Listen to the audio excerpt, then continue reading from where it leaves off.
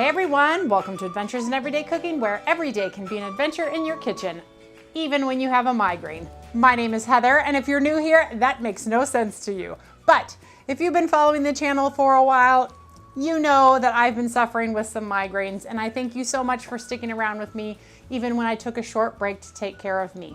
Just because I have a migraine didn't mean I wasn't adventuring in my kitchen. In fact, I adventured quite a bit. I just didn't have the brain power to be able to turn on the mics and get all dolled up, and yeah, this is dull. This is as good as it gets, so yeah. But here I am today, and I'm excited to share with you this recipe. And the reason is because I have done it several times over the past couple weeks for several different sets of people. And every time I give this to them, they're fascinated and they're like, I want more. I need the recipe. You need to share the recipe. So today I'm going to share the recipe for overnight oats. Yeah, really simple. You can find this recipe throughout all of the internet, but this one is mine. This is how I do it. And so I thought I would share it with you because everybody has been asking that I share it. So without further ado, let's get to the oats. So this should be a really quick video because it is so simple. Just 5 minutes of prep time and you will have a delicious, nutritious breakfast, lunch, dinner, snack, anytime, everything. In fact, I already have one made from earlier. This is the last one in my refrigerator, which is why we're making them today. So this is what they look like when they come out. And as you can see, they are thick and delicious. Do you see that? Oh, they are so good. In fact, I'm gonna eat some right now. Because I have acupuncture in like 20 minutes. So that's gonna be my dinner snack. But I'm gonna show you how easy this is to put together. So first of all, you are gonna want your glass jars. Now I have found that these half-pint jars are the perfect size for breakfast or a snack. If you have someone with a larger appetite, you can definitely use a full pint, but that's a lot of, yeah, that's just a lot.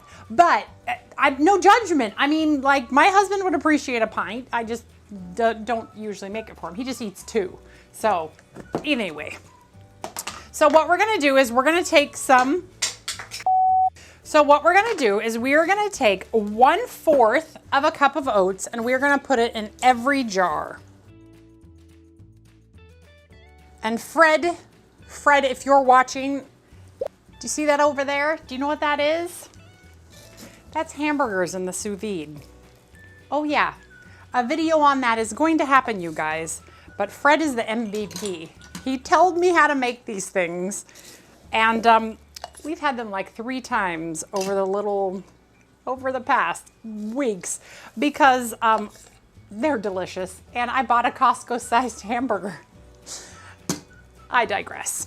All right, 1/4 of a cup into the jars. And I'm using old-fashioned oats, not quick oats. The difference between quick oats and old-fashioned oats is how thin they are. You can do either one, but this one is gonna have a slightly different texture than the quick oats. So I prefer to use the regular old-fashioned oats, but definitely use whatever you have in your cupboard. Do not use steel-cut oats though. Just don't do it. The next thing we're gonna do is we're gonna put in 1 tablespoon of chia seeds. Now, I just put in a regular spoonful. You don't have to put the chia seeds in, but as you can see in this one, it really does, let's see if I can show you the chia seeds. It really does thicken it really nicely. If you don't use them, it'll just be a little bit runnier, and that's okay. It's all up to your own, you know, liking and palates. The other thing that I like using chia for in this recipe is when I'm using regular yogurt, not Greek yogurt, it helps to thicken the mixture much better than if I didn't use it. So when I use Greek yogurt, this is a Greek yogurt one. As you can see, it's really thick. And when I use regular yogurt, it will be a little bit thinner and easier to spoon around, but taste-wise, they're almost identical. All right, the next thing we're gonna do is we're gonna add our milk. Now you can add any kind of milk that you want. This is the oat milk that I made earlier and I already sweetened it, so I'm not gonna add any extra sweetener anywhere.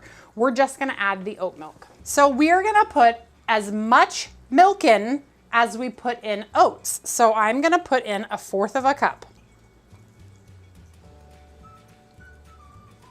And you can use cow's milk, you can use oat milk, you can use coconut milk, you can use coconut yogurt, you can use almond yogurt, you can use soy. All of it will work and all of it tastes good, but I prefer oat milk in these overnight oat cups. And now we are gonna put in 1/4 cup of yogurt. Now, like I mentioned, you can totally do Greek yogurt or regular yogurt. If you do Greek yogurt, you're gonna get a really, really thick mixture like this one. If you do just regular yogurt, it'll be a little thinner, but that chia really does help to bind it all together. Now I'm just gonna eyeball the 1/4 cup because I know it's about 3 tablespoons. So I'm just gonna eyeball it because that's the way we roll here. And I'm using peach yogurt, by the way. Even though I'm using other flavors of berry, it's fine. It's like a smoothie bowl in a to-go cup.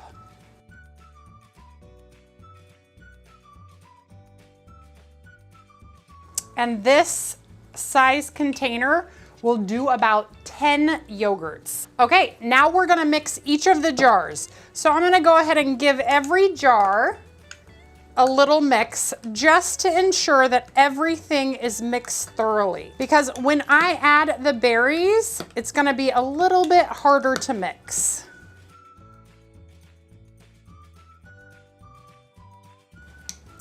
Now, some people have asked me, at what point do these become ready to eat in the refrigerator? Really, that's up to you. If you used instant oatmeal, it would be ready in just an hour or two, but the old-fashioned oatmeal definitely takes a little bit longer to soften and become oatmeal. So, you know, I like oatmeal raw, so there's that. So I don't mind eating it right away after I make it, even though it's not actually ready. Whatever. Whatevs, man. You do you. All right, there we have it. Now I'll leave that spoon there, and now we're just gonna plop in the berries. So first we'll put some blueberries here, and you just want enough blueberries there to make the person who gets it very happy. So we're gonna do 2 of each here, and it's probably like 1/4 cup-ish, probably not as much. Just eyeball it. This is raspberries, and these are frozen. You could definitely use fresh fruit as well, but we always have frozen berries for smoothies in our refrigerator, so this was an easy no-brainer for me. And then for these peaches, you are going to want to cut them. Oops. You're gonna wanna cut them. So if you are working with frozen peaches, give them a moment to defrost before you put them in your cups, because you definitely don't want whole pieces of peach in your cups, because that makes it very, very difficult to eat. Ask me how I know. I know.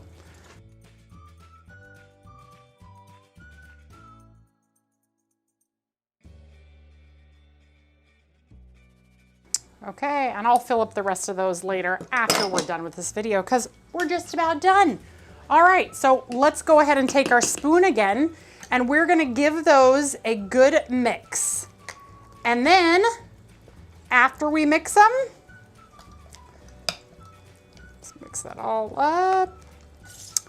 So after we mix it, we are gonna put the lid on, seal it tight, and get it into the refrigerator so that the next person that wants an oatmeal cup has one, and you will be a star. And these work great for those busy mornings, or I made them for my cousin's wedding. This was the wedding day morning breakfast. So I just made a whole slew of them, put them in the refrigerator, and as the wedding party arrived, they were like, hey, we're kind of hungry. They took one and off they went. It was brilliant. I also just made them for a brand new mom, stocked her refrigerator full, and she's asking for more. So here we go. More is being made. So yeah, easy, simple, delicious. I tell you what, these oatmeal cups, they really are that good. If you like oatmeal, you've got to try it. Even if you don't like oatmeal, you should try it. It is so good, so good. Oh, I don't know if I mentioned, usually you put some honey or something on the top, but since I used already sweetened oat milk that I sweetened myself, I did not put any in there. So definitely put some honey or something else in there, or just leave it as it is and then tell people that they can add honey or sugar to it themselves. So that's it, you guys. Well, I hope you enjoyed that video, and I hope there's a light at the end of my migraine tunnel. If you have any ideas for me on how I can help my migraine, I welcome those ideas. Otherwise, we will see you on the next adventure. Bye, guys.